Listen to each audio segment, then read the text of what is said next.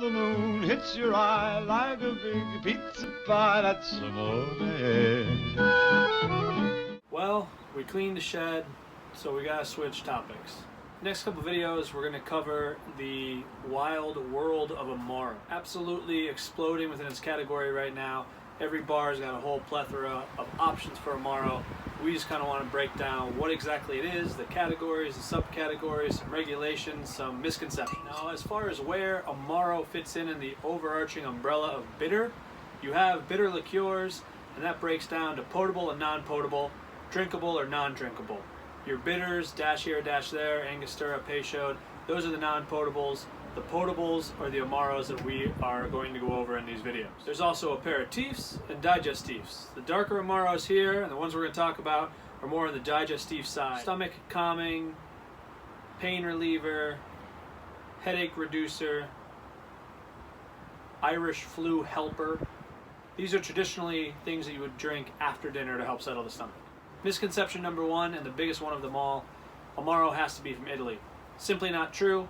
The word Amaro is Italian, that actually means bitter, so that correlation makes people think it has to be from Italy. And until about 10 years ago, 8 years ago, all of what we were getting was coming from Italy, so people just assumed that's where it had to be. Now, Italy is the originator of Amaro, but it can be made from our own backyard like Bully Boy, or right down in Philadelphia like Vigo. There are also other categories or named categories that are very similar and basically are Amaro, like Crowder liqueurs, like Jägermeister from Germany, and pecans from France. But we're going to focus on Italian Amaros for this series. Other thing that really separates Amaro from any other spirit category is we really don't know what's in it. It's one of the very few things in the world that is grandfather claused in that you don't have to give out your entire recipe.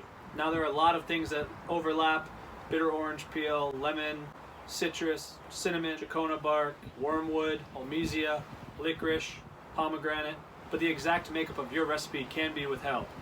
For a lot of these, I'll give you a few items here and there from the recipe, but it really is a family secret. The easiest way to describe how Amaro is made is by thinking of making a tea. You have your hot water or your base. In this case, it's a low-proof, neutral grain spirit.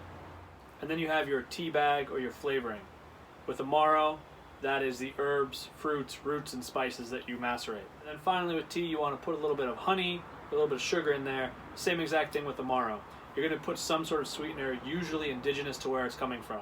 Through the next few videos, we're going to be going through the scale of the more sweet style Amaro, all the way to the most famous and infamous bitter Fernet Branca, and everything in between, hitting a few stops on the way.